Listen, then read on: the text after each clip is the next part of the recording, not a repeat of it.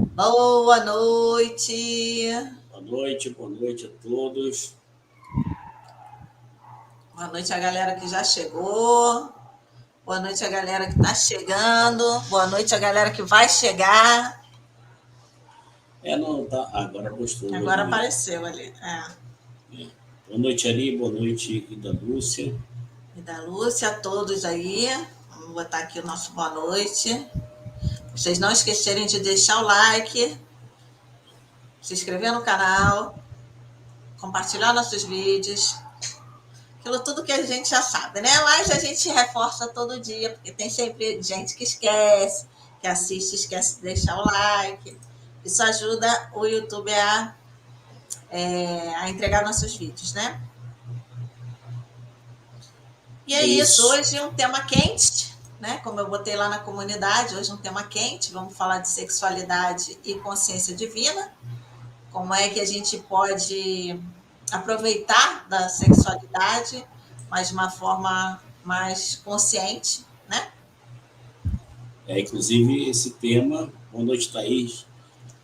Inclusive, esse tema foi... Vou acertar aqui a tela, aqui, que eu acho que ficou um pouco mais para baixo. Aqui minha cabeça está sendo cortada. Pronto. O som tá bom, gente? O áudio tá bom? O som tá legal? 5x5. Tá perfeito. O que é 5x5? Não, tô perguntando volume e nitidez. Tô perguntando pro pessoal se eles estão conseguindo ver bem. 5x5. Não tô perguntando para você não, cabeção. Som ok aí, Ari. Som ok. 5%. Isso aí. E é isso. Vamos dar aquele tempinho básico, né? Para poder o pessoal chegar. Esse tema foi uma sugestão do Eduardo. Isso, do nosso amigo Eduardo aí, que participa aí das lives. Ele pediu o tema, a gente está tentando. Claro que eu como falei para vocês, eu não busco uma sequência de assuntos. O assunto vem normalmente na minha meditação matinal. Então, Você está com o ventilador ligado? Deixa eu providenciar isso aqui. Pois é. Estou escutando o barulhinho aí do ventinho. Ele sempre esquece. Ai. É isso, cabeçudo, né? Tá fazendo fofoca aí, Falando que você é cabeçudo, que você esquece das coisas. A janela estava aberta, estava entrando um ventinho geladinho. Geladinho, né? Aí aqui tá fresco hoje. Fechei a janela para o som não atrapalhar, né? Som externo. Thaís, muito bom tema, acho que é uma ótima curiosidade de geral, é isso aí. Como conciliar as duas coisas, né? É uma curiosidade interessante. Como é que concilia o prazer e a espiritualidade? Isso aí é uma coisa bacana. Agradecer também ao Eduardo aí pela dica.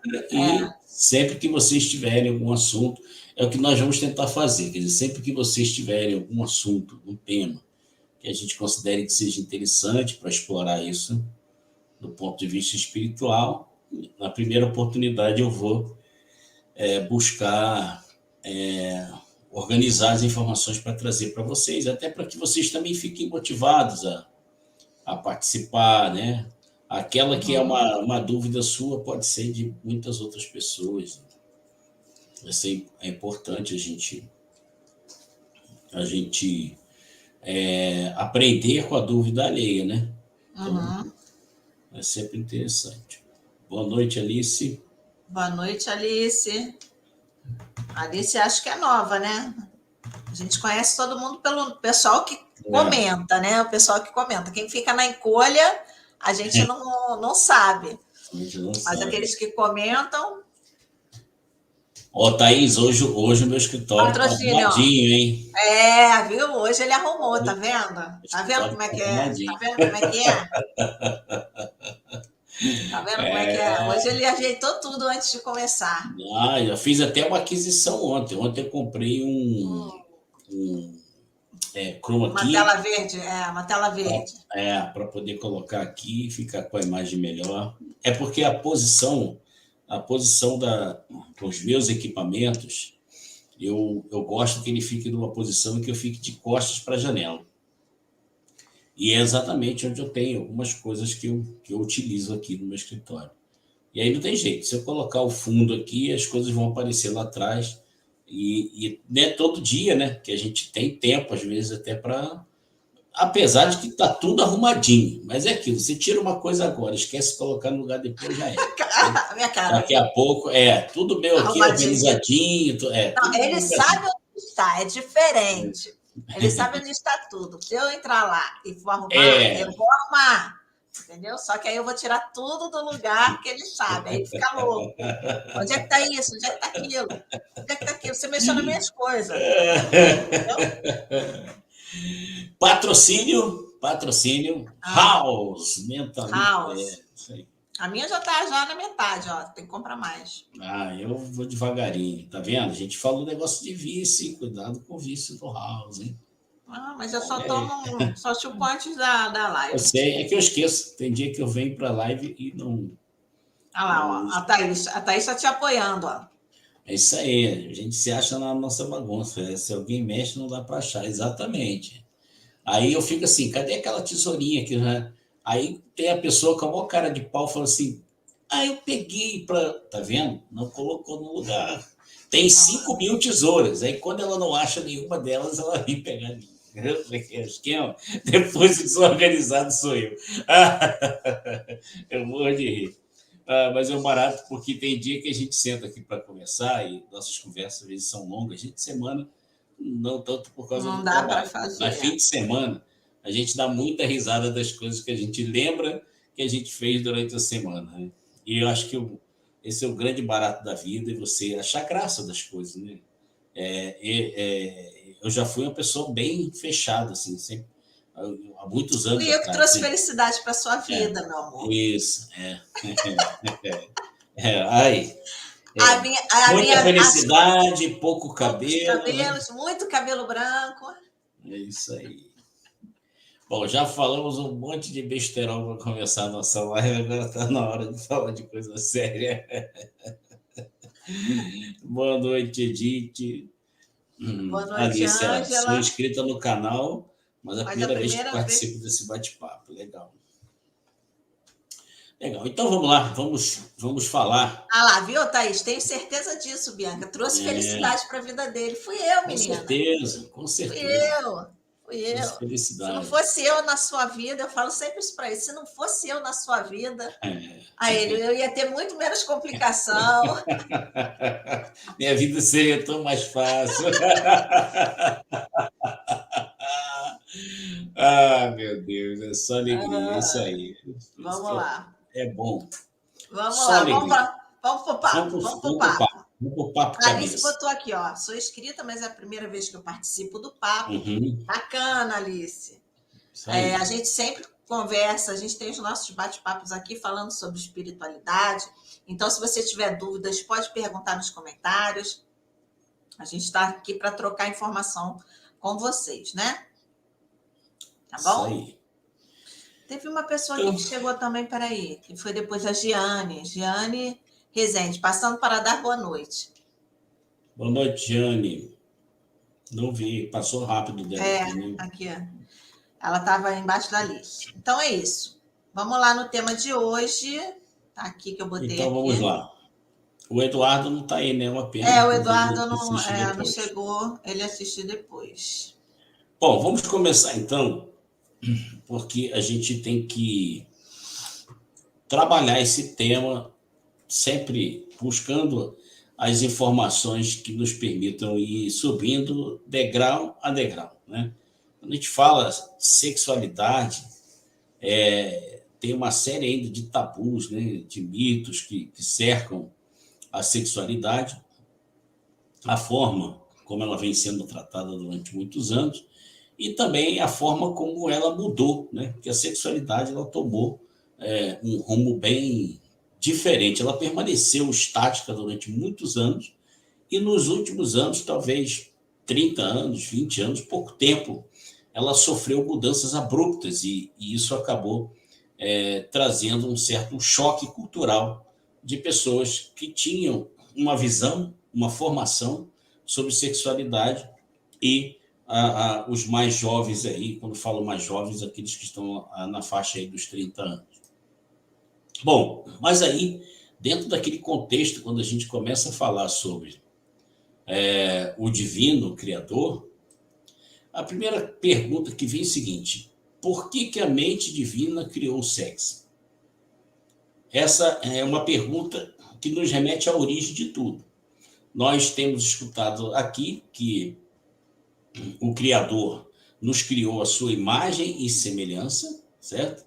E que nós somos uma autêntica cópia do Criador. Porém, a gente fala sempre que, quando a gente diz que nós e o Pai somos um, que nós somos o que o Pai é, nós estamos falando do nosso eu com a letra maiúscula, o E maiúsculo, ou seja, o ser infinito, o ser superior, o ser perfeito.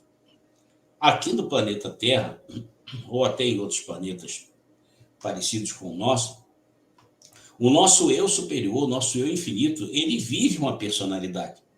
E essa personalidade toma forma num corpo físico. Né? Até um certo momento, a nossa consciência bloqueada, a gente acha que a vida é toda material. Até que a nossa consciência desperta, e quando a gente encontra e começa a viver no reino dos céus, a gente entende que não, que somos seres imortais e que a partir daí, essa imortalidade, esse poder, essa onipotência, onipresença e onisciência de Deus também é nossa. Então, permitimos que o próprio Pai viva através de nós e, a partir daí, aquilo que a gente vive no reino dos céus influencia no mundo da materialidade, ok? Percebemos que a mente ela é uma ferramenta criativa. Então, se ela é uma ferramenta criativa, assim como tudo que o Pai criou, ele criou com a sua mente criativa, nós também podemos criar. E aí a gente vem a pergunta, então por que a mente divina, por que o Pai criou o sexo? Vamos lá na Bíblia e a gente vai ouvir, né? Isso aqui eu já falei algumas vezes, quando a gente lê na Bíblia, e Deus disse, isso é uma forma figurada, simbólica, de demonstrar a criação, né, da mente divina, ou seja, ele simplesmente pensou dentro da sua mente e aquilo se fez, aquilo se criou. Então Deus disse com a sua mente criativa: crescei-vos e multiplicai-vos. Essa é uma palavra que se encontra no Gênesis, no livro de Gênesis, onde Deus deixa a sua vontade, né? Que os seres humanos cresçam e se multipliquem. Bom, considerando isso, qual seria então o objetivo desse desejo de Deus? Que os seres humanos crescessem e se multiplicassem.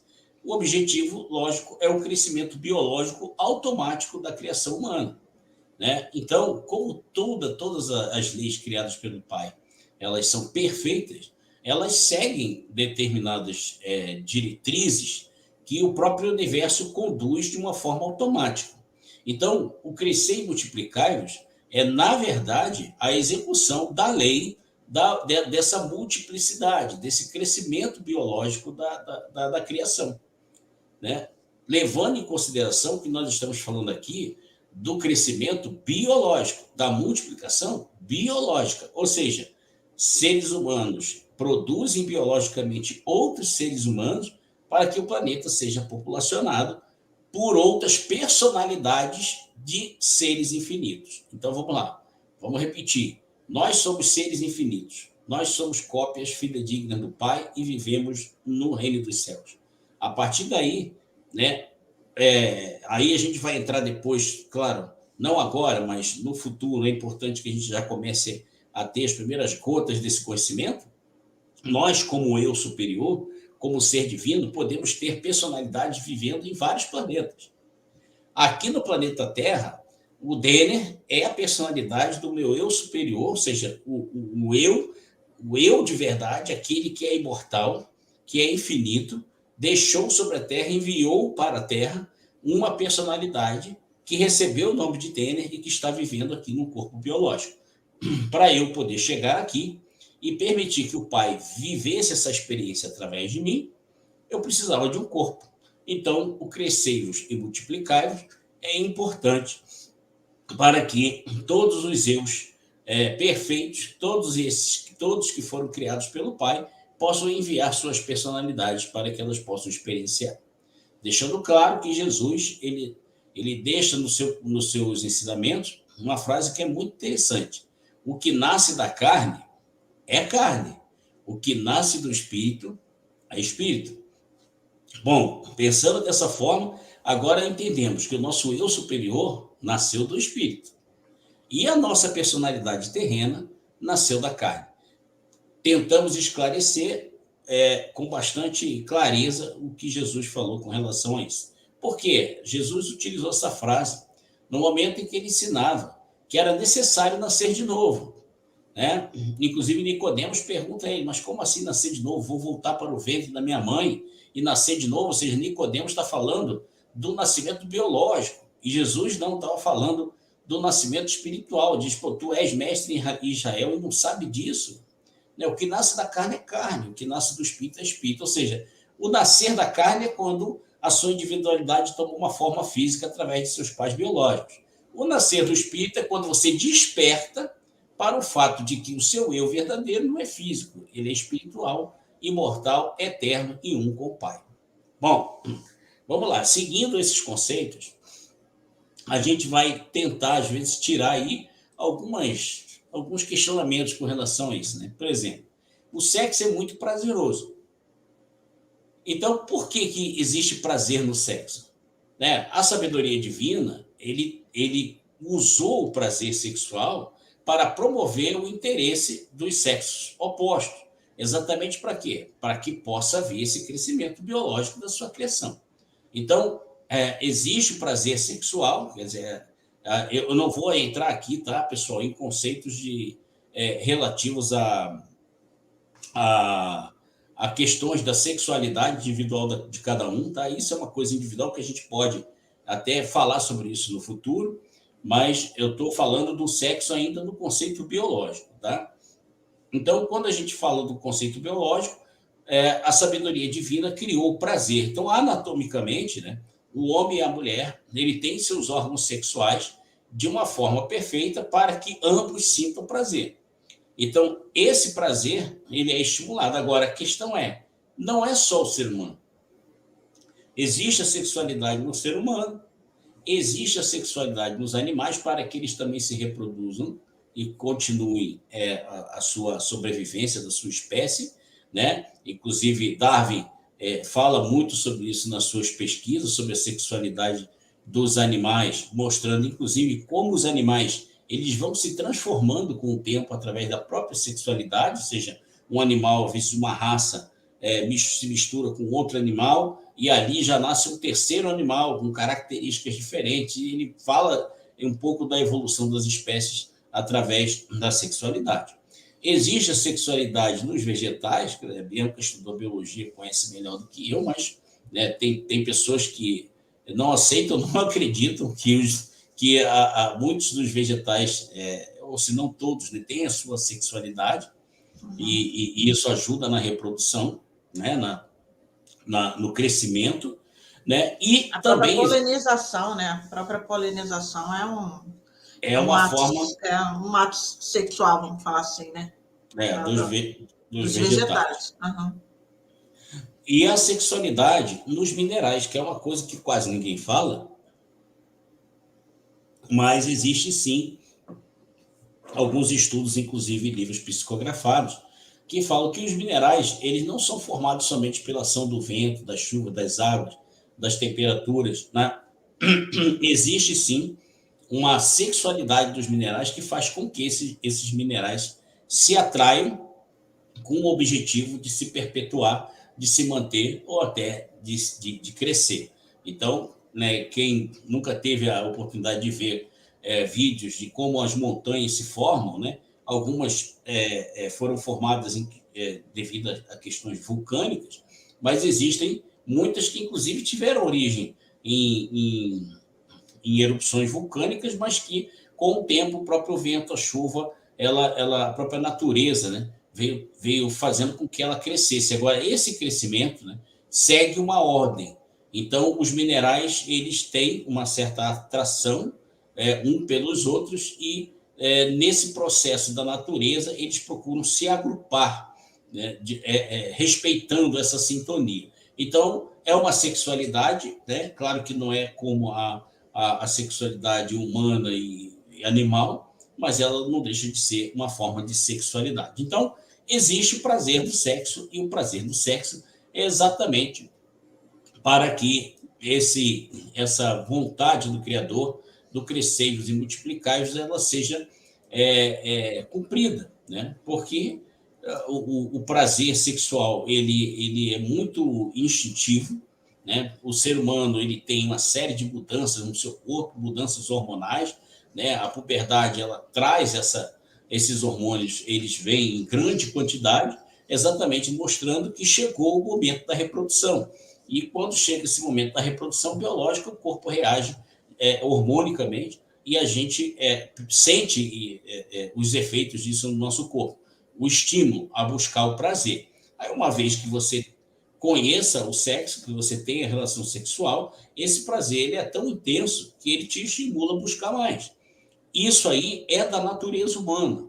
No entanto, isso aí ele foi transformado, praticamente foi transformado em algo ruim. Saindo agora do contexto biológico para o contexto religioso, o que as religiões fizeram? Eles transformaram o sexo no pecado. Por quê? Porque o sexo é algo prazeroso, o próprio corpo humano ele exige isso depois que a pessoa tem relações sexuais, para que ela possa diminuir essa intensidade dessa vontade, é muito difícil, porque existe uma questão hormonal muito forte do organismo que impulsiona a busca do sexo. E, nesse contexto, as religiões elas perceberam que havia uma necessidade de frear o interesse das pessoas. Controle, né? Pela sexualidade e trazer essas pessoas para a religião. Então, isso foi feito através do temor, certo? Então, aplicou-se aquele temor de que o sexo é pecado, né? Nós que estamos aqui estudando, nós sabemos que o pecado não existe, porque o pecado é algo do mundo fenomênico, o pecado é uma criação da mente humana e não da mente divina. A mente divina nos criou perfeito. Como seres perfeitos, seres inundados de amor, nós não sabemos o que é pecado, nós não temos pecado algum. E a gente tem plena consciência disso. As falhas que cometemos aqui no mundo fenomênico, elas acontecem muito intensamente enquanto nós não estamos despertos. Depois que despertamos e tomamos a consciência de quem somos nós, o próprio Deus manifestado em individualidade na Terra, né, nossos atos começam a ser permeados de amor, atos, pensamentos e palavras. Então, passamos a errar menos. Mas, mesmo assim, como quando erramos, não temos que tratar esse erro como um pecado. Ele é um erro que pode ser facilmente identificado e corrigido no seu comportamento, na sua forma de proceder. Mas a igreja, principalmente ali, num determinado momento em que a igreja percebeu que ela estava perdendo o controle para a sexualidade, para as pessoas que iam em busca do prazer, né, eles tentaram refrear isso através da pecaminosidade, ou seja, é pecado e se você praticar sexo que não seja no casamento da igreja, o casamento autorizado da igreja, se você não fizer isso, você é um pecador e você vai para o inferno. Para aqueles que não sabem, né, acho que, se não me engano, foi no século, não sei se é século VI, as igrejas começaram a pintar, a construir muros, né? Bem antes da entrada da igreja existiam muros, e nesses muros eram pintados o inferno, bem parecido com aquela coisa do inferno de Dante, né? Pessoas sofrendo, sendo queimadas, aquele monte de demônios. Então, antes de você entrar na igreja, você já estava de cara com aquele muro pintado. Para quê? Para já fazer aquela pressão em você do seguinte: pecou, é para cá que você vai. Né? Então, implantando no subconsciente aquelas informações. Né? Exatamente, estava lá no subconsciente. E dentro desses pecados, né, a sexualidade ela era tratada como pecado. Então, O que ficou no subconsciente da humanidade, subconsciente coletivo da humanidade? Ficou o seguinte: sexo é pecado, quem faz sexo fora das regras religiosas, ele está condenado à morte. Mas isso aí não é o que Deus fala, certo? Deus não fala sobre a questão do sexo. Ele disse: crescei-vos e multiplicai-vos. Não deixou nenhum tipo de ordem de como isso deveria ser feito, princípios que deveriam ser seguidos. Mas se Deus é amor, aí a gente começa já a pensar: bom, se Deus é amor, então acho que o amor e sexo têm algum relacionamento. Legal. Então vamos agora tentar entender o porquê que a religião tomou essa iniciativa para transformar o sexo num pecado, né? E usar essa força que eles sempre tiveram sobre as pessoas para tentar dominar as pessoas e inibir o sexo. Primeiro, né, os seres humanos eles transformaram o sexo em vícios e desequilíbrios. Então, a Igreja Católica percebeu isso, principalmente a Igreja Católica, as outras igrejas também. Os seres humanos transformaram o sexo em vícios e desequilíbrios, que a gente vai falar um pouco mais à frente. Então, o vício é algo que aprisiona, né? A pessoa fica aprisionada, e os desequilíbrios são consequências do vício. Quando uma pessoa vicia em alguma coisa, que ela só pensa naquilo o tempo todo, né? Ela vai focar todo o poder criativo da sua mente naquilo. Então, se ela só pensa sexo, se ela usa a sua mente criativa, que é poderosa, somente para criar sexo, ela só vai atrair a pessoas e também espíritos, que a gente vai ver mais à frente, que só tem essa energia sexual, só pensa nessa energia sexual. E isso começa a trazer vários desequilíbrios. Agora, olha que interessante, a igreja percebeu isso já há muitos séculos atrás.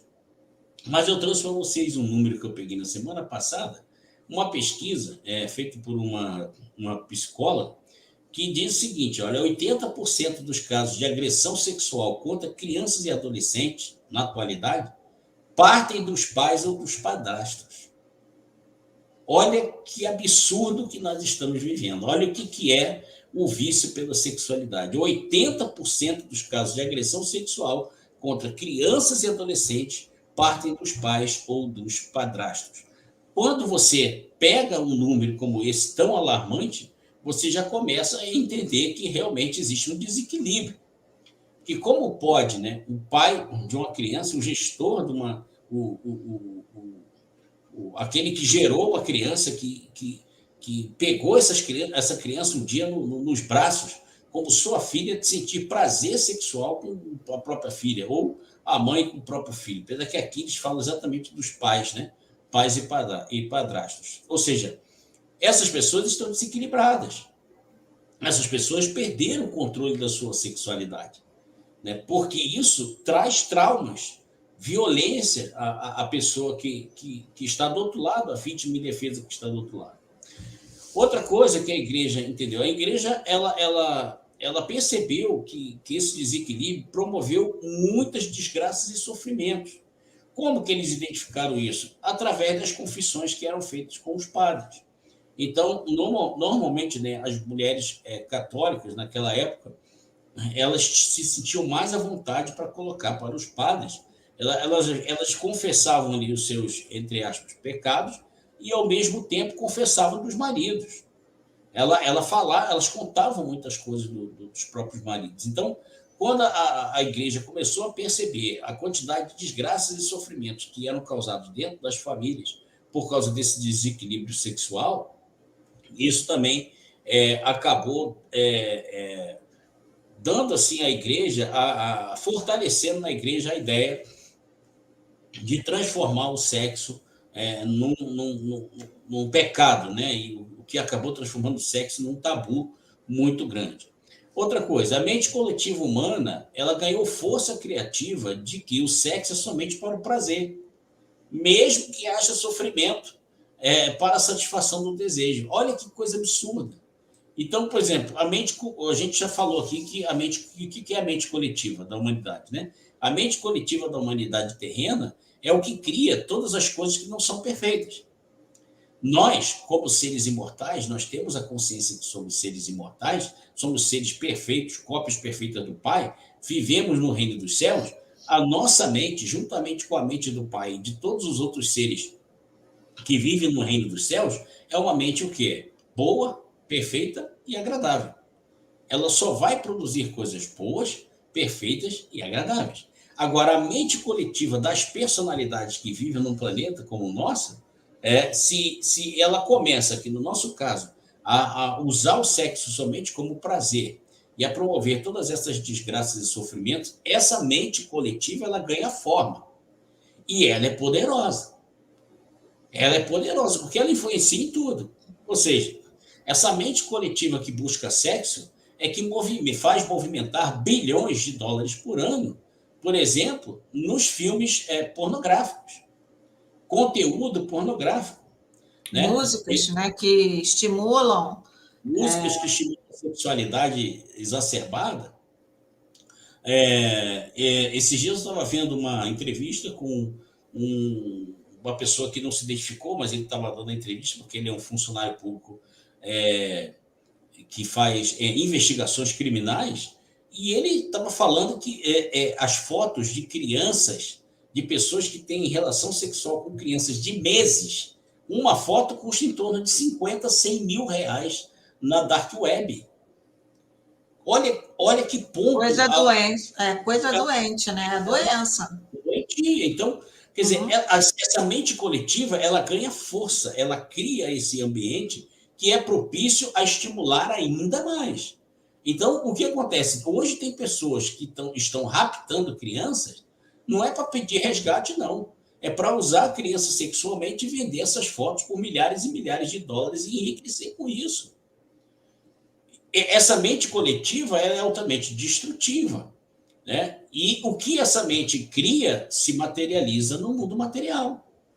Então, quanto mais pessoas forem aquinhoadas por essa mente coletiva da sexualidade exacerbada, mais pessoas começarão a ficar presas, aprisionadas a essa sexualidade, e elas começarão a ter prazeres assim absurdos. Eu estava fazendo uma pesquisa sobre isso. Na verdade, eu estava fazendo uma pesquisa sobre educação no nível secundário, né, no ensino médio, e acabei achando vídeos de várias coisas, entre elas, eu acho até que mostrei para você, né, amor?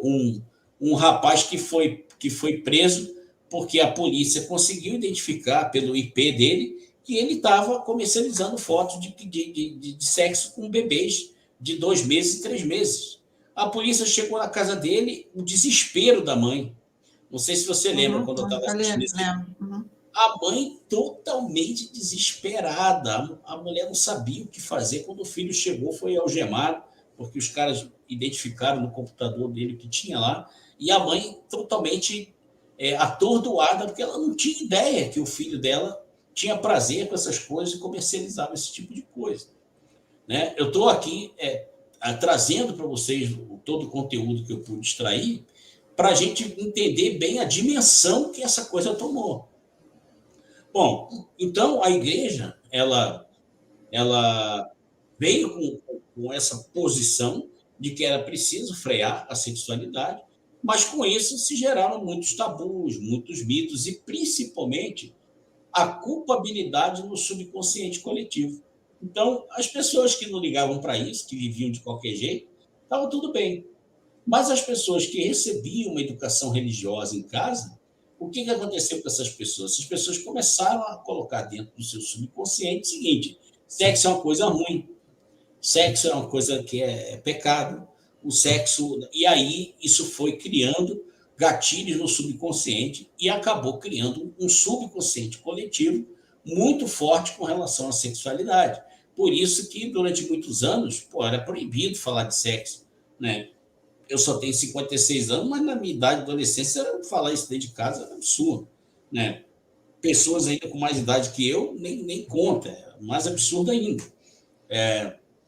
Então, isso acabou virando um tabu, e essa falta da conversa, essa falta da orientação, da educação sexual no próprio lar, e às vezes até a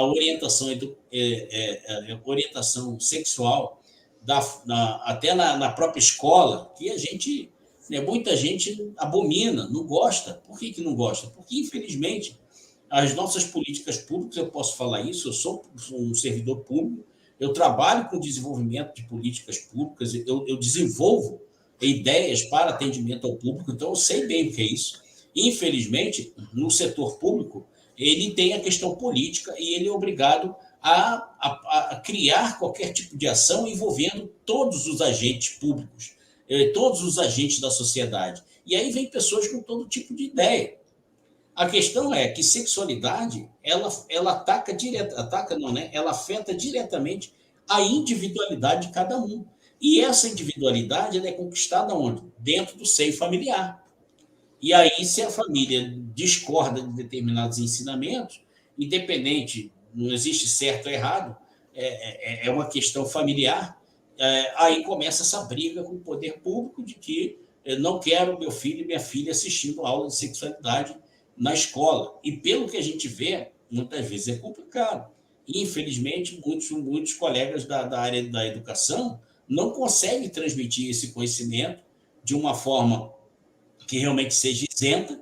Muitas vezes, os seus conceitos ideológicos eles acabam se sobrepondo àquilo que tem que ser passado, e muita coisa acaba não sendo uma coisa saudável, né, para a criança e para o adolescente, induzindo ele a certos comportamentos. Então, acontece muito isso. Eu vi, inclusive, assisti alguns vídeos de professores estimulando os alunos a fazer rap, a fazer...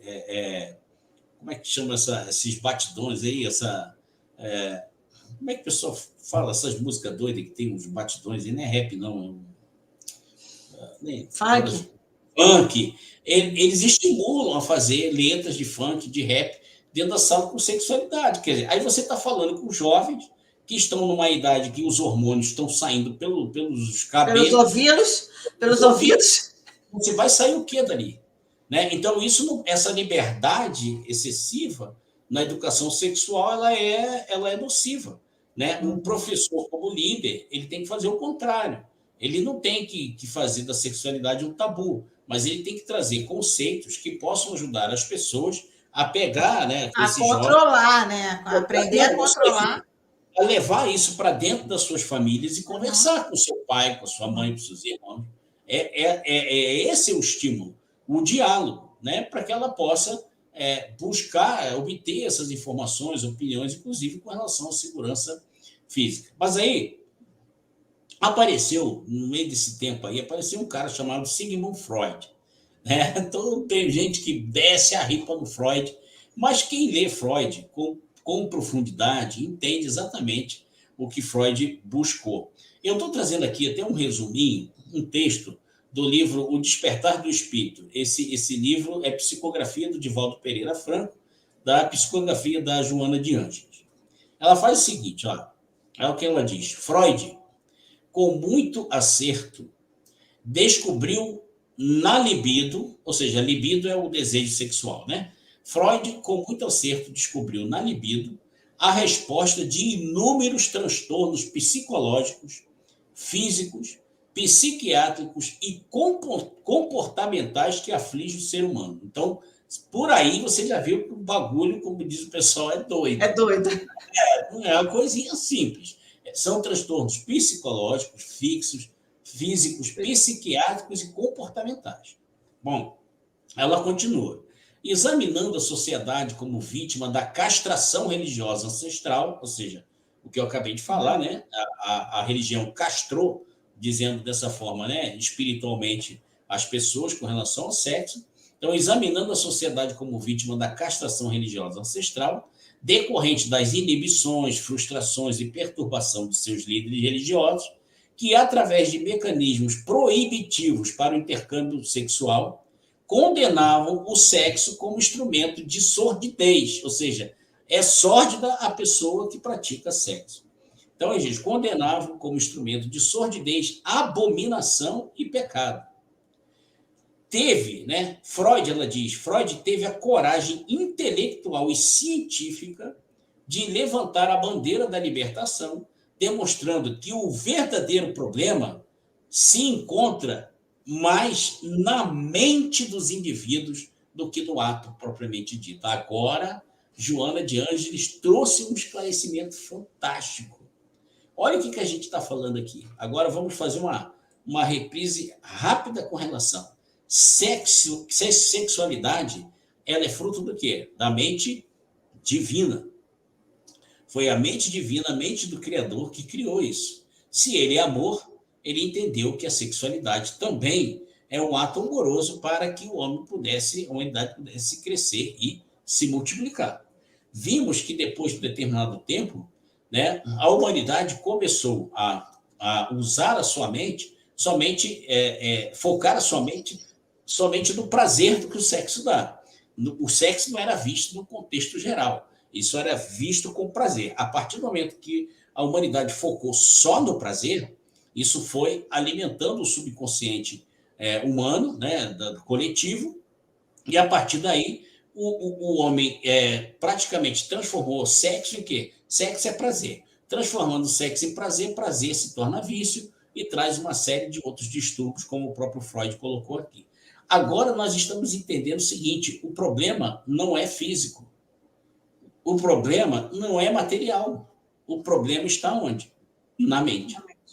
Agora, como a nossa mente ela é réplica perfeita da mente divina, nós sabemos disso, nós temos hoje, somos seres despertos e acreditamos piamente, com todas as forças, de que nós não somos seres pecadores, seres errantes, seres em evolução. Não.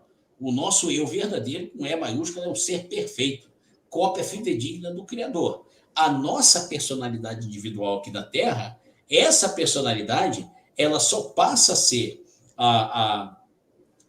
ela só passa a ser um instrumento do amor perfeito do Criador a partir do momento em que você eleva a sua consciência ao reino dos céus. Então, se elevarmos a nossa consciência ao reino dos céus, a nossa mente será guiada o quê? Pelo amor.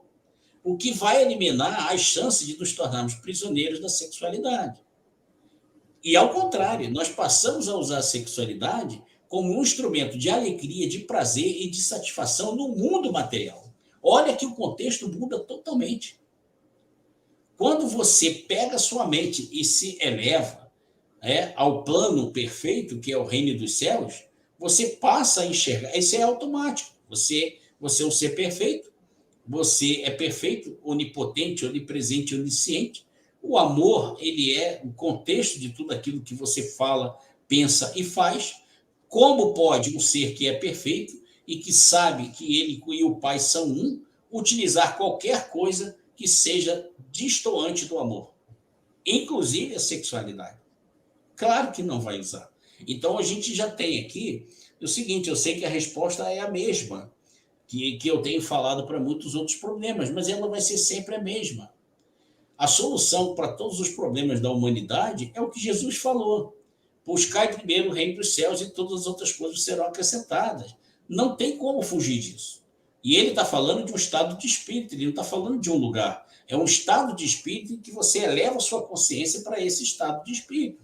Se você passa todos os dias a usar o seu tempo, a todo momento que você puder, você elevar a sua consciência ao reino dos céus, esse teu estado de espírito vai ser sempre cheio de quê? De amor, de fraternidade, da vontade de servir. Então, não tem nada que venha às tuas mãos que você vai usar isso de uma forma que seja contrária ao amor.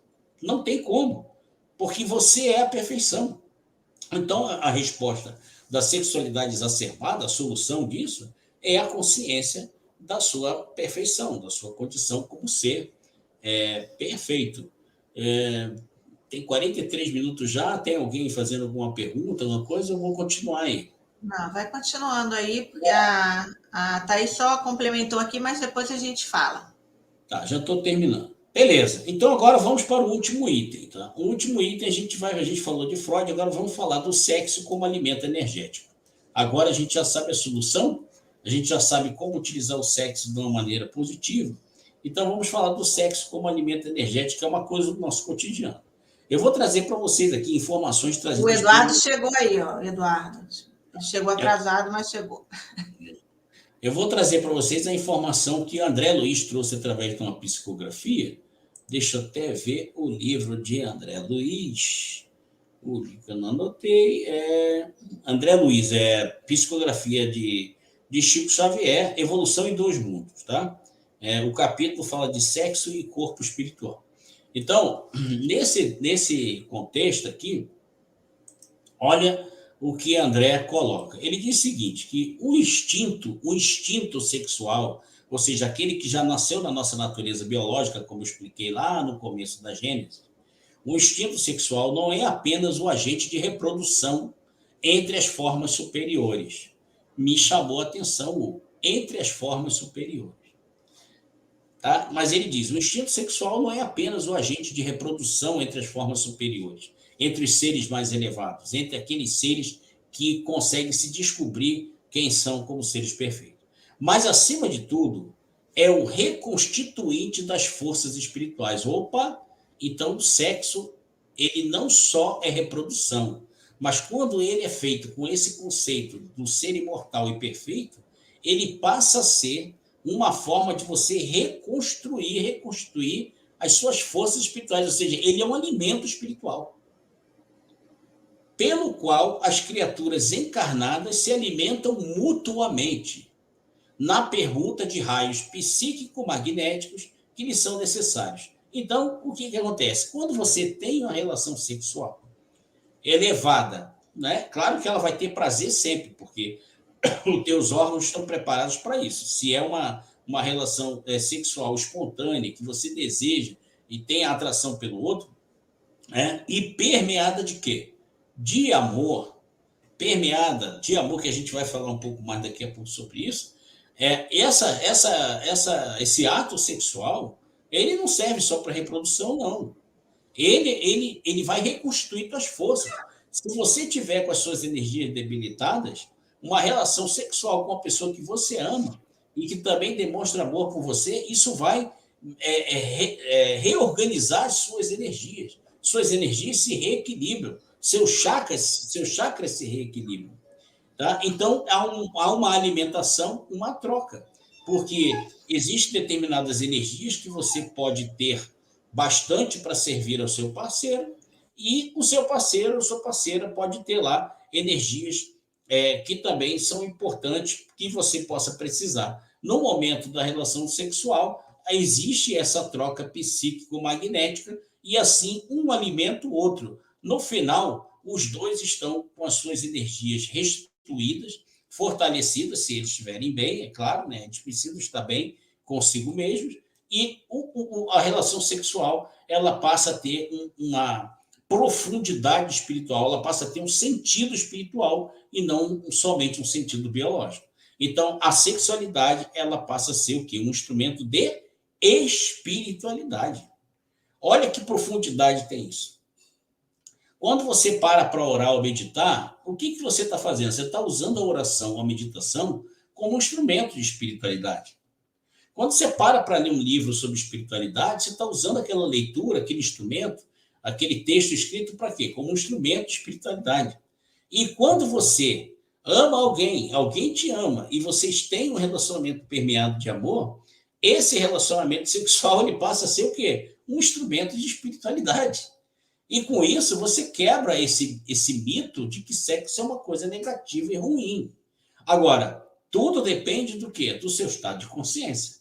O sexo pode ser ruim? Pode. Já vimos aqui inúmeras desgraças que a sexualidade exacerbada pode trazer. Claro que ele pode ser, mas ele não pode ser condenado somente como algo ruim. Ele é algo como tudo aquilo que foi criado pelo Criador, repetindo o que está lá na Bíblia, eu vou repetir sempre, tudo que Deus criou, como diz o apóstolo Paulo, é bom, perfeito e agradável. Tudo, inclusive a sexualidade, é boa, perfeita e agradável. Se você vive no reino dos céus e em conexão, você e o Pai como um, a sexualidade é fantástica e maravilhosa. Agora, se você se deixa levar pelo vício, se você está preso a na mente coletiva, né? Subconsciente coletivo, numa mente coletiva que usa o sexo somente pensando no prazer carnal, aí, amigo, aí você tá enroscado. Mas vamos lá, vamos continuar, porque tem mais coisas aqui, é o finalzinho, mas que são informações importantes. Quando o André Luiz fala assim sobre a reprodução entre as formas superiores, eu parei aqui para meditar e me elevei minha consciência ao reino para que eu pudesse entender o que ele quis dizer com isso. E sim, recebi respostas. O que é uma reprodução ali, não só uma reprodução, o sexo, a sexualidade entre as formas superiores. É quando duas pessoas elas têm uma relação sexual permeada de amor, existe o respeito mútuo, ou seja, dizer que você ama outra pessoa e de respeitar o corpo dela, de respeitá-la durante o ato sexual, então isso não é uma sexualidade saudável. Tá? Então, tem que ser permeado de amor, tem que ter o respeito mútuo, tem que ter um sentimento de entrega, ou seja, você não pode criar reservas, né, com a outra pessoa. Só faço se for assim, só faço se for assim, só faço se você me der isso. Que tem muito isso, né? Tem pessoas que, inclusive, fazem da sexualidade moeda de troca. Então, não é isso. O sentimento de entrega ele tem que ser verdadeiro. A maior vontade de dar prazer do que receber prazer. Olha, isso aqui é algo assim importantíssimo. Fiz uma pesquisa também, trabalhando de casa, e descobri aqui que praticamente 75% das mulheres casadas que fazem terapia demonstram insatisfação com a sexualidade com relação aos seus maridos. Por quê? Porque, infelizmente, né, a gente tem ainda, isso fala no mundo todo, o homem ainda tem uma formação extremamente machista, ele é impactado pela mídia, que fica transformando muito a mulher num objeto de prazer, e a tendência não justifica, mas a tendência, como a gente já falou, fica lá no subconsciente de muitos homens, de que a mulher é um instrumento para o seu prazer momentâneo. E o que acontece? Ele vai se casa com a pessoa, diz que ama, mas com relação à sexualidade, ele só quer ter prazer, mas ele não quer dar. E a sexualidade boa é exatamente ao contrário. É aquela em que você está muito mais preocupado em dar prazer para o seu parceiro, da sua parceira, do que receber. Se ambos tiverem sempre essa vontade de dar o prazer do que de receber, essa coisa vai ficar fantástica, né? Porque vai ser o tempo todo um tentando dar o melhor prazer para o outro. Aí eu não tenho como. Eu lembro da historinha do velhinho, que eu sempre conto do casal de velhinho, que já contei umas vezes, acho, mas eu repito para quem não ouviu, né? Um casal já de velhinhos, bem velhinhos, e ele ia todo dia de manhã na padaria comprar uma bisnaga. Aí ele pegava a bisnaga, cortava o biquinho da bisnaga, passava a manteiguinha e já deixava no pratinho para a velhinha dele. E ele comia o meio do pão. E aí a velhinha todo dia comia, se deliciava, ele ficava feliz da vida, porque ela estava comendo o biquinho do pão que ela adorava. E ela ficava satisfeita, porque ele comia o meinho do pão que ele adorava. Os dois, aí um dia, né, o velhinho morreu, ele desencarnou, e aí a velhinha estava no café da manhã, aí a filha falou para ela: mamãe, eu vou passar a comprar o pão, né? Que era o papai que comprava todo dia, eu vou passar a comprar o pão. Aí o que ela fez? A mesma coisa que o pai. Ela foi lá, pegou a bengalinha ali, a bisnaguinha, cortou os biquinhos, passou manteiga, botou lá e deixou para a velhinha comer. E comeu o miolo. Quando a velhinha chegou para tomar café, ela falou: minha filha, deixa eu comer um pedacinho desse meio do pão. Aí falou: ué, mamãe, a senhora passou a vida inteira com o papai. O papai sempre deu o biquinho para a senhora do pão, porque a senhora gosta do bico do pão. Ela falava: não, meu filho, é que eu sempre amei tanto seu pai, que eu sei que ele gostava do meio do pão. E é por isso que eu deixava ele comer o meio. Eu gosto do meio, mas eu deixava ele comer por causa disso, porque ele gostava do meio do pão. Um filho que estava na mesa começou a rir. E aí ela falou: você está rindo de quê, meu filho? Caramba, mãe, um dia eu estava conversando com o papai, eu perguntei por que todo dia ele fazia a mesma coisa. Cortava o biquinho do pão e botava para a senhora. Ele falou: não, porque ela adora o biquinho do pão, então eu prefiro dar o biquinho do pão para ela e comer o do meio, que eu não gosto muito. Então, no fundo, existia ali uma vontade mútua de um servir ao outro. Então, essa questão, ela na sexualidade, ela cabe muito bem. Você ir para você dizer que essa relação está permeada de amor, de respeito e de sentimento de entrega, e você não querer dar prazer, você só querer receber, tem alguma coisa errada com isso. Outra coisa também é que essa relação tem que estar permeada de cuidados físicos, né? Então, ou seja, cuidar do físico do outro para que, né, tem a questão das doenças sexualmente transmissíveis, tem as questões da higiene, tem uma série de coisas que tem que ser levado em consideração para você poder cuidar do físico do outro. Bom, quais são os resultados de uma sexualidade permeada de amor, de respeito, de sentimento de entrega, de maior vontade de dar do que receber, de cuidados físicos? Prazer, liberdade, satisfação, complementação do outro, ou seja, você sente que o outro te complementa na questão sexual, você não precisa de mais nada, ele te complementa, ele ou ela ali, o seu parceiro ou parceira. Você passa a ter alegria, porque isso produz hormônios fantásticos, né? A sexualidade, ela permite, depois da relação sexual, seu cérebro libera muitos hormônios que vão te trazer a sensação de alegria e também de espiritualidade. Por quê? Porque agora nós sabemos que existe também uma troca psíquico-magnética, energia entre o casal, onde um fornece energia para o outro, equilibrando as suas energias. E, lógico, também pode vir a proporcionar a geração de um novo ser humano, se for a intenção do casal, né, de ter filhos. Então, essa posição do André Luiz é algo que foi só um fiozinho do novelo que ele trouxe ali, que eu puxei para poder trazer essa informação que eu considero bastante importante. Bom, agora terminando, tá? O último item. Se a mente humana é capaz de criar no mundo fenomênico, ou seja, no mundo material, a sexualidade entre formas superiores, como o André Luiz nos ensinou, ela também pode criar a sexualidade entre formas inferiores. Ou seja, formas que são desalinhadas com o amor incondicional que temos em nós por sermos imagem e semelhança do Criador. Então, se a mente humana pode criar essa sexualidade maravilhosa, essa chamada, que podemos chamar aqui de, só para diferenciar, uma sexualidade superior, aquela sexualidade boa, perfeita e agradável que foi criada pelo nosso Criador, a mente humana, também poderosa na sua criação, ela pode criar uma sexualidade inferior. E o que traz a sexualidade inferior? Quais são os resultados? Vícios, porque a pessoa fica viciada em sexo, tá? E aí comete essas aberrações que a gente viu aí, inclusive, de um sexo com bebês. Violência sexual, né? Uma agressão sexual muito grande. Hoje, a violência sexual ela é algo absurdo e as mulheres, principalmente, são os maiores alvos dessa violência. As doenças sexualmente transmissíveis, que já causaram muitas mortes aí. Hoje, a gente tem até, a ciência tem até um certo controle, né, sobre essas doenças, mas já tivemos momentos difíceis aí com doenças sexualmente transmissíveis, transtornos psicológicos, psíquicos, psiquiátricos e comportamentais. Ou seja, tem pessoas que hoje estão internadas em tratamento, perderam praticamente a sua vida, estão lá sob efeito de medicações poderosíssimas para não se mexer, porque se a pessoa tomar a sua consciência, ela vai cometer atos sexuais em virtude dos distúrbios que ela tem. Além disso, né, podemos falar que muitos destes males têm origem nas conexões energéticas vampirísticas com encarnados e desencarnados. Encarnados e desencarnados. Dênia, o que é conexão energética vampirística?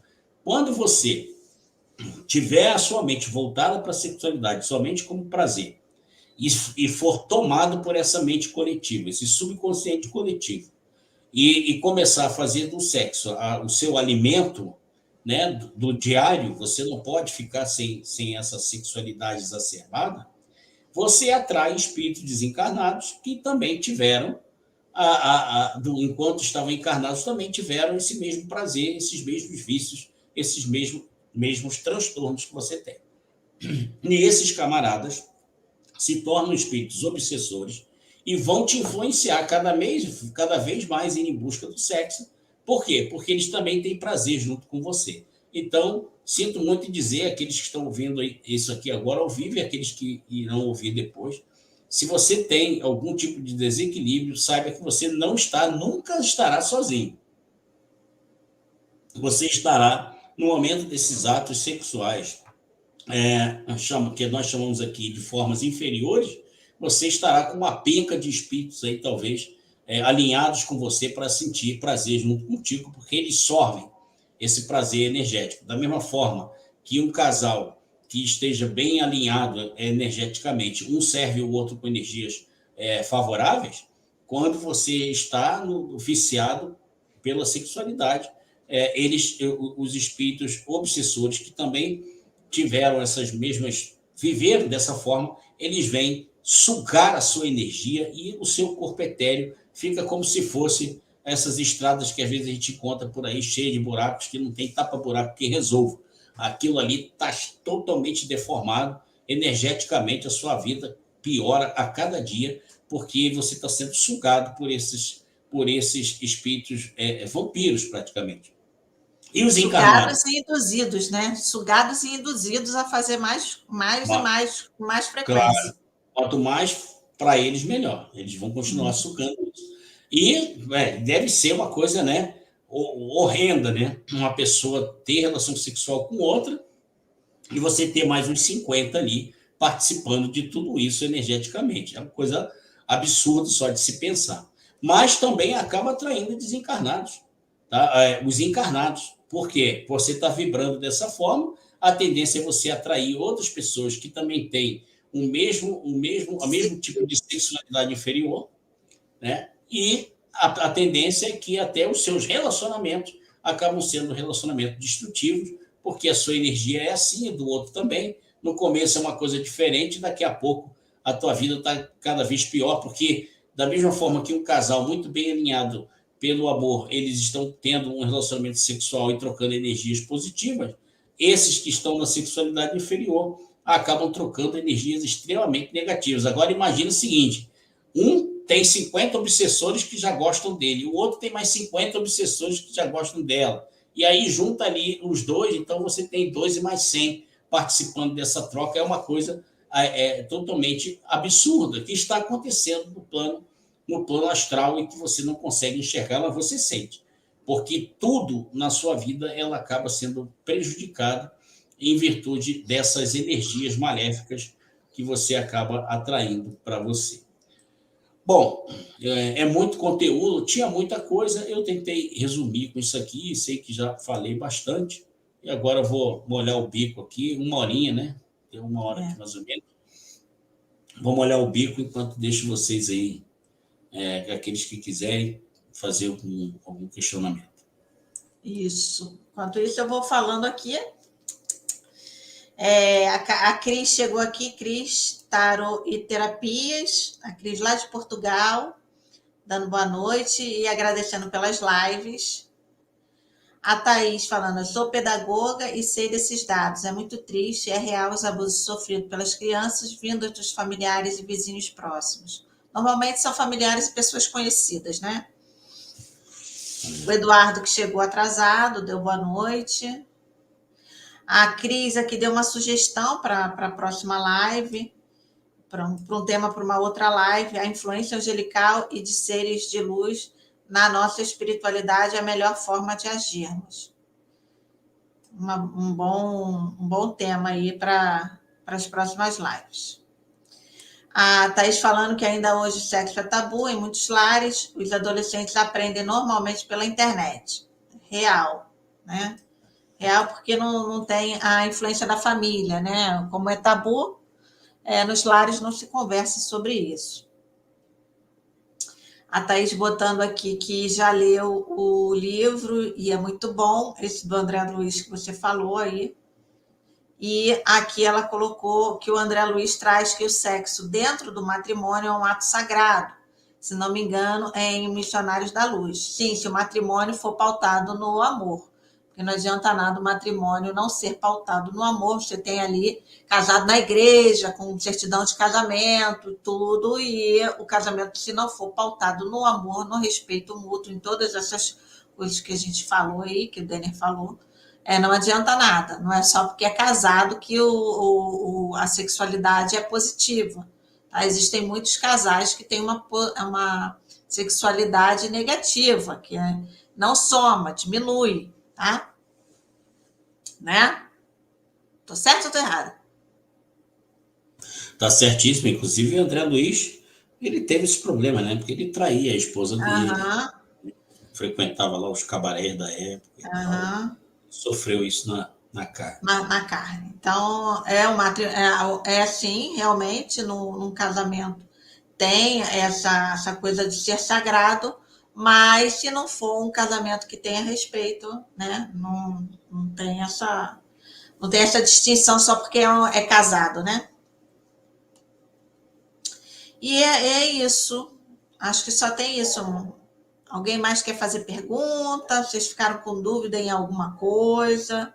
Bota aí nos comentários se está tudo certo, se vocês estão gostando do tema, se gostaram, né?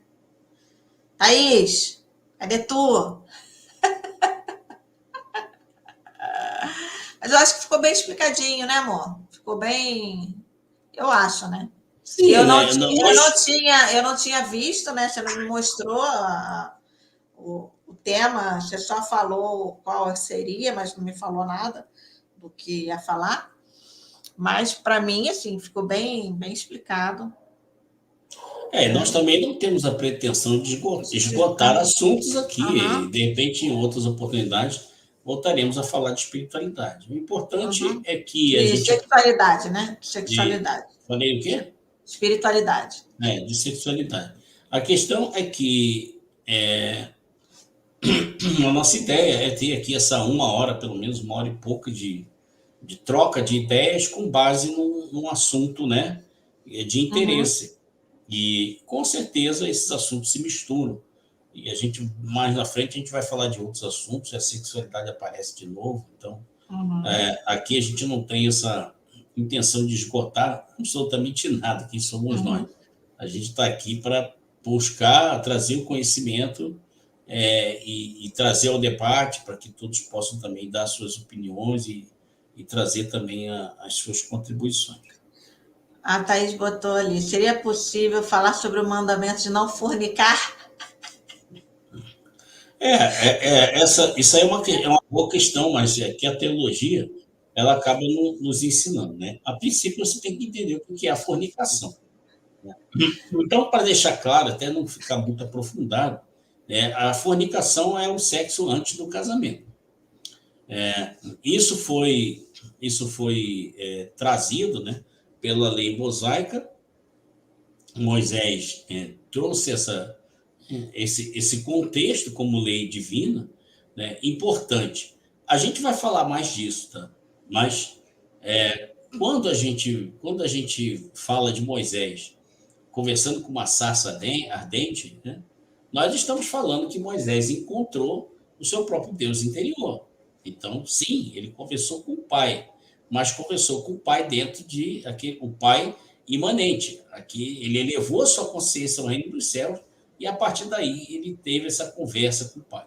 Muitas das orientações que ele recebeu, assim como todos nós fazemos hoje, né? Eu espero que isso tenha sido assim a prática da maioria de vocês hoje, tem uma situação para resolver, se coloca, né? Coloca a sua consciência, limpa a sua consciência, sai do mundo fenomênico, vai até sobe, eleva a sua consciência até o reino dos céus e ali conversa com o Pai e pega as respostas que você precisa, é o que Moisés fazia. Eu falei aqui recentemente numa live, falando que Moisés, né, obedecendo a ordem divina, Moisés fez uma cobra, né, de metal e levantou no madeiro lá para que as pessoas que fossem picadas pelas cobras olhassem e fossem curadas. Vocês acham que não teve gente que desceu a ripa em Moisés por causa daquilo? Da mesma forma que tinha um monte de gente reclamando, começaram a ser picados por cobra, quando viram Moisés fazendo aquela cobra, teve gente que partiu para cima dele, mas Deus falou para a gente que é para a gente não criar deuses construídos com mãos Ídolos, humanas. Uhum. A gente não pode fazer isso, Deus proibiu, mas Deus, naquele momento, mandou ele fazer a cobra. Então, meu amigo, entre obedecer a Deus, a segunda ordem e a primeira ordem, ele obedeceu a ordem atual. Eu sei que o Pai disse que a gente não mais. O Pai não está querendo que a gente construa um Deus, ele mandou construir uma cobra e botar lá. E ponto final. Mas já teve gente que interpretou a primeira lei que recebeu, o primeiro mandamento, ao pé da letra. Moisés, você está desobedecendo Deus, você está construindo um Deus de metal, uma cobra, não sei o que e tal. Então, ou seja, Moisés, tadinho, passou ali um perrengue forte, porque ele não conseguia agradar nem a gregos nem a troianos. Ele estava sempre tomando lambada de um lado e do outro, tentando contornar a situação. Bom, vamos àquela época. Os caras estavam peregrinando pelo deserto. Moisés sabia que eles iam passar 40 anos ali, até chegar à Terra Prometida. Ele tinha esse conceito. Mas era necessário que eles passassem 40 anos até para que se rejuvenescessem. Pessoas iriam morrer, outros iriam nascer, e com isso elas iriam deixar de lado muitas coisas que elas traziam no seu inconsciente, no seu subconsciente, que eles assimilaram enquanto eram escravos do Egito.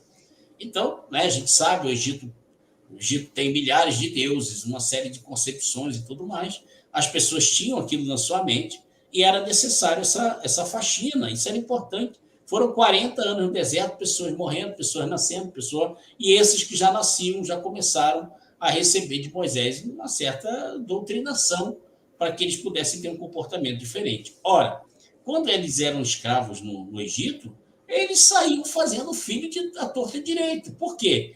Tinha concubina, tinha... Não é só isso, eu estou falando, os hebreus eram escravos. Uhum. E era interesse do Egito que eles se reproduzissem muito. Por que isso? Porque eles queriam cada vez mais escravos, é a mesma coisa. A pessoa tem uma fazenda de gado para produzir leite. Pô, quanto mais gado nascer, mais leite eu vou produzir. É simples assim. Os egípcios olhavam os hebreus como o quê? Como ferramenta de trabalho. Eles eram como se fosse escravo é escravo. É uma posse para eles. Então, deixa os caras se reproduzirem. A sexualidade deles era uma coisa absurda. Então, a partir do momento que Moisés trouxe esses camaradas para um outro ambiente, para eles poderem começar a se doutrinar e a sair do mundo fenomênico para o reino dos céus, o que ele precisou fazer? Implementar regras. E a fornicação, ele tratou a fornicação como o quê? Ele tratou a fornicação como sexo sem a união... sem compromisso, né? Constituir a família. Então, é o seguinte, vai se unir para constituir uma família, beleza. Naquela época não tinha casamento regular, não tinha cerimônia, não tinha nada disso, não. Como Moisés era o líder, era muito comum que aqueles que tinham interesse em casar iam lá pedir a bênção dele. Moisés, a gente dá... não, Deus abençoe vocês, vai lá, se une lá, monta uma tenda aí, as pessoas se ajudavam, construir uma tenda para mais um casal para poder ter a família deles lá. Por isso ele disse, não cobiçarás a mulher do próximo. Por que ele falou isso? As tendas eram muito próximas umas das outras. Por quê? Para não ficar dispersa e não ser alvo fácil para o inimigo. Então, quando eles estavam ali, todas as tendas pertinho, quando tinha qualquer movimento inimigo, o que eles faziam? Os homens tinham muito mais agilidade para se unir, formar uma linha de combate e proteger o acampamento daqueles que estavam atacando. Era uma estratégia militar. Mas o fato das tendas ficarem muito próximas do outro, era normal que, às vezes, o homem visse a mulher do outro nua na tenda do lado, a mulher via o homem nu do lado. Então, isso era comum, despertava o quê? A cobiça. E era muito comum que, às vezes, um homem estava lá trabalhando na lavoura, fazendo alguma coisa qualquer lá, né, cuidando de alguma coisa, o cara via a mulher do outro, ia lá, cobiçava e ia lá, entrava na cabana do lado para ter relações sexuais com a mulher do cara. Por quê? Porque isso eles trouxeram do Egito. Era assim que eles viviam lá. Até esse conceito melhorar, olha só que interessante a sua pergunta, onde vai levar isso. Moisés estava tirando o povo hebreu da sexualidade inferior para superior, como André Luiz disse. Ele estava elevando a sexualidade daquele povo. Então, a fornicação ela foi tratada como algo nocivo para o próprio corpo e nocivo para o relacionamento sexual superior. A Igreja Católica transformou isso num pecado, como eu disse agora há pouco, e disse, se fornicar vai para o inferno. Não é isso. Tá? Então, o que você entende como fornicação? Eu vou passar para você aquilo que eu sinto, né, acessando o meu eu superior. A fornicação tem muito a ver com o que hoje a garotada chama de ficar. Vamos ficar. Fica aqui, fica ali, fica lá, fica com o outro, fica não sei quem. E nesse contexto, as pessoas vão usando a sexualidade de forma exacerbada, somente pelo prazer de ter vários parceiros, a coisa está tão absurda, e eu não sei o que os pais estão fazendo hoje para proteger os filhos.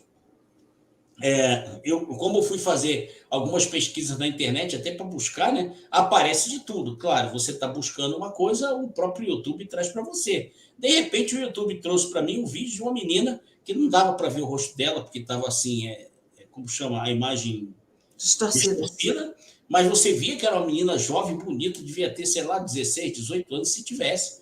A garota relatando com todas as letras as relações sexuais que ela teve.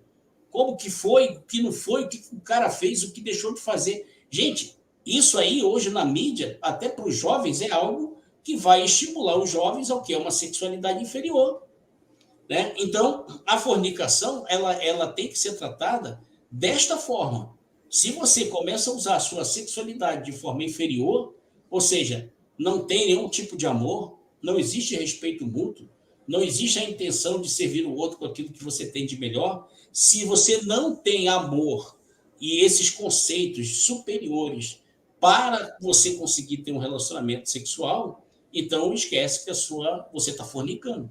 Então, por exemplo, eu conheço meninos aí, meninas, chamo de meninas porque para mim são meninos, né? 25 anos, 30 anos, que cada semana tem um cara diferente. E aí? Você vai falar o quê? Para mim, isso é uma fornicação. É aquela pessoa que usa o seu sexo a sua sexualidade de forma exacerbada. Agora, você conhece uma pessoa, tá ali, namora 1 mês, 2 meses, sei lá, um tempo que você considera suficiente e que você entende que existe sim já um sentimento.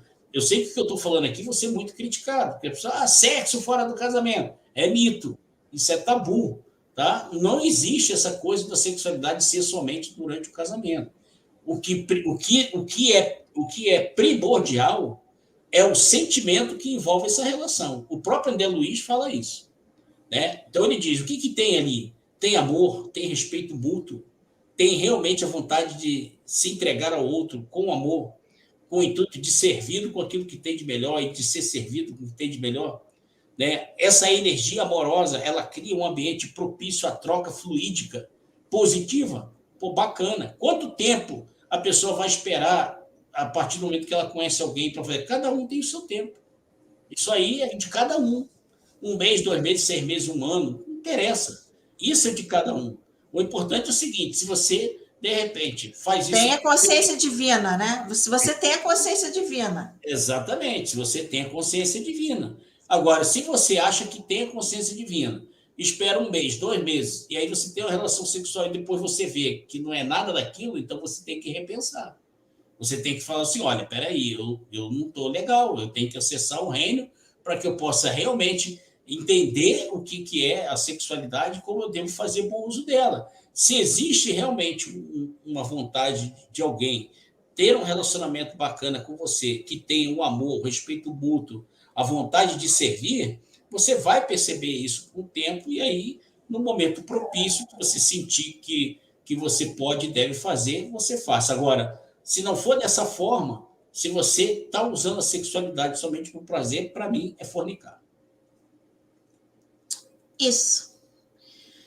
Aí o Eduardo colocou aqui, muito bom, vou assistir novamente para não perder nenhum detalhe, porque ele chegou um pouquinho depois, né? Uhum.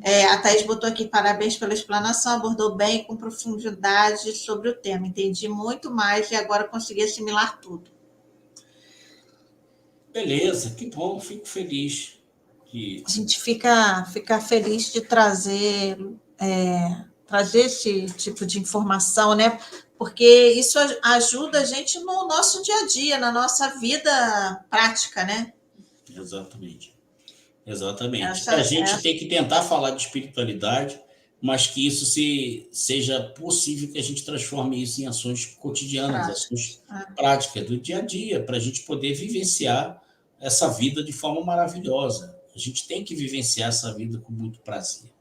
E quando a gente sente que esse prazer é justamente sentir o próprio Pai vivenciando através de nós, e que maravilha, não tem nada que te preocupe. As coisas aparecem para você e muitas vezes ela parece que é algo ruim, parece que é um problema, e quando você relaxa e busca a orientação, ascende até o Pai, como um com Ele, as respostas que vêm, as orientações que vêm, são sempre boas, perfeitas e agradáveis. E aí você vai vivendo cada dia. O passado já foi, acabou, o futuro você não sabe se existe, existe o agora. Se você vive assim agora, poxa, você vai viver bem sempre. Sua vida vai estar sempre repleta de coisas boas. E é isso. Agora é com você, Lombardi. Vai lá, Lombardi. Vamos lá, Lombardi. Lombardi, sou eu agora. Vamos lá. Não esqueça de deixar o seu like na nossa live. Não esqueça de se inscrever no canal. Vou botar aqui, ó. Não esqueça de se inscrever no canal, deixar o seu like, compartilhar nossos vídeos com seus amiguinhos, família, né? Vamos despertar aí mais pessoas. Temos a nossa playlist, está lá no canal, com todos os nossos papos cabeça. Tem também a meditação guiada, que está lá no canal. Está lá no canal, não, está aqui no canal, né? Tem também, quem quiser nos apoiar, o número do Pix está aqui, tá? Na tela. Nós temos agenda aberta para atendimento com terapias holísticas comigo e leitura de tarô com o Denner, tá bom? Temos também um livro sobre carreira que está aqui no link, aqui na descrição do vídeo, tem um link para o livro de carreira. Temos curso de terapias holísticas com mais de 30 terapias, um ótimo curso aí para quem quer entrar na área. Que mais? Fala aí, Lombardi. Esqueci de alguma coisa? Tá bom, Lombardi, já deu recado. Já dei, Lombardi já deu recado. Lombardi eu acho que já até morreu, né, coitadinho? Já foi. Já partiu. Já partiu. Lá em cima ele deve estar lá. Sim, senhor, patrão. Pois é. Só dando um auxílio lá a São Pedro, né? Mas é isso então aí, pessoal. Gente. Obrigadão aí por vocês estarem aqui com a gente. Super audiência, ficamos felizes. Pode comentar bastante aí depois que acabar o vídeo. Comenta aí. Bota a gente tem percebido que a recepção tem sido tem sido bacana. Receptividade tem sido muito boa. As pessoas têm têm assistido os vídeos, têm comentado, e isso aí está deixando a gente bastante feliz, que está despertando. Então é isso aí. Sabe de alguém que está meio xonxo espiritualmente, precisando de um empurrãozinho?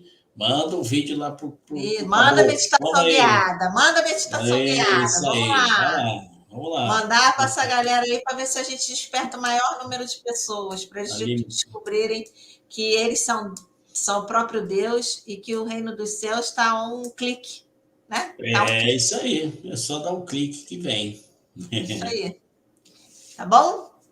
Boa noite para vocês. Boa noite para todos vocês. Aí, ó, ele botou um textão aí. Botou um textão. Não é que vivemos no passado, mas quando uma pessoa te faz viver no sexo, momentos de vida, e essa pessoa já se foi para outra dimensão, se lembramos de bons momentos, ficamos felizes. É lição de vida. Sim, todos os momentos, né? Não só os momentos da sexualidade, todos os momentos. E isso é importante. É só ter o cuidado, né, de isso não se tornar uma obsessão. Se tornar, isso aí acaba podendo te prejudicar. Mas a boa lembrança, ela é sempre fantástica. E também, lógico, isso não pode ser um impedimento que, caso assim possa ocorrer, da pessoa ter um relacionamento, um outro relacionamento, né? Isso acontece.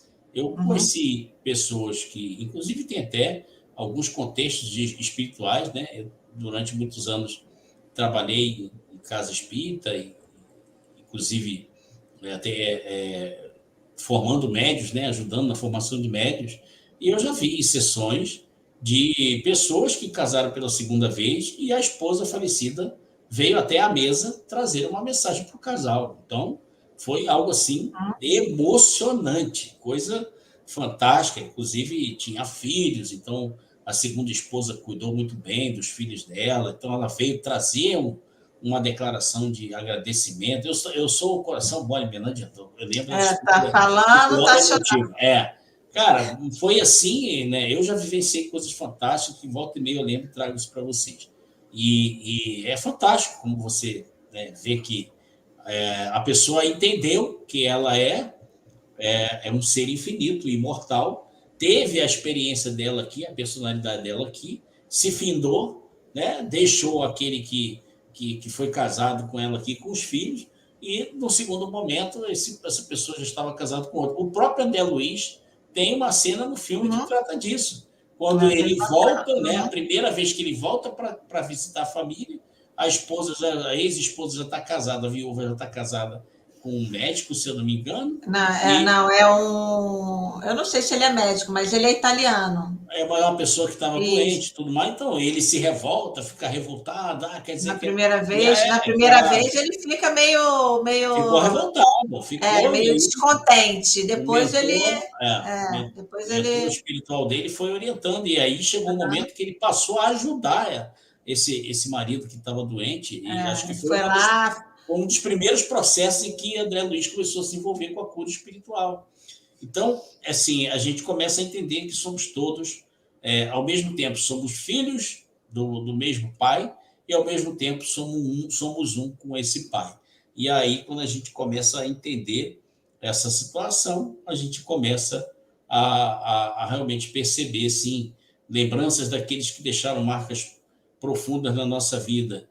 Acho que a Thaís está falando ali acho que é do filme, vai parar até no umbral na hora. Porque, claro, tudo que a gente fala aqui, quando ele se revoltou, a mente dele começou o quê? A recriar o ambiente umbralino. Ele foi exatamente a mesma vibração para o lugar que ele criou. É exatamente isso. Então, essa coisa que o Ari colocou é importante, acho que realmente é muito importante, porque muitos de nós já passou, né? Muitos de nós já passaram por isso, por essa experiência, de alguém que a gente amou muito ter já partido, às vezes até de forma, né, muito antecipada, até muito jovem, tudo.